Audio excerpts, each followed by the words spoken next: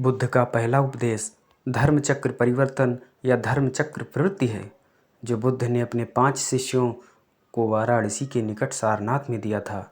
यह उपदेश बौद्ध धर्म का मूल सिद्धांत है और इसे 4 आर्य सत्यों के रूप में जाना जाता है। वो 4 आर्य सत्य हैं। पहला, दुख। जीवन में दुख और पीड़ा होती है। यह दुख शारीरिक, मानसिक और भावनात्मक हो सकता है। दूसरा आर्य सत्य है दुख का कारण। दुख का कारण अविद्या यानी कि अज्ञान और तृष्णा यानी कि लालच है।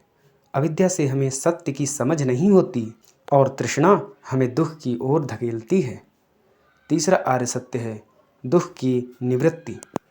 दुख को समाप्त करना संभव है। यह निवृत्ति अविद्या और तृष्णा को समाप्त करके ही प्राप्त की जा सकती है।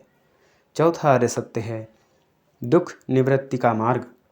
दुख को समाप्त करने के लिए अष्टांग मार्ग का पालन करना चाहिए।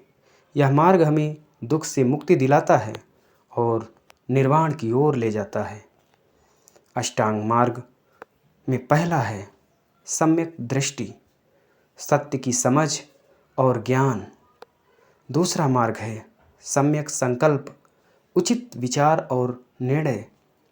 तीसरा सम्यक वाक, सच्ची और मधुर वाणी।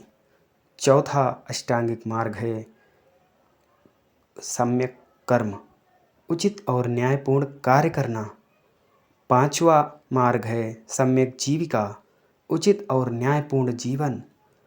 छठवां मार्ग है सम्यक प्रयास, सत्य की ओर प्रयास करना। सातवां सम्यक स्मृति, सत्य की स्मृति और ध्यान करना। आठवां मार्ग है सम्यक समाधि, सत्य की एकाग्रता और ध्यान करना।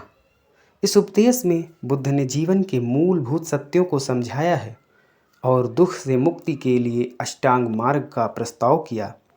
यह उपदेश बौद्ध धर्म का मूल सिद्धांत है और इसे धर्मचक्र परिवर्तन कहते हैं।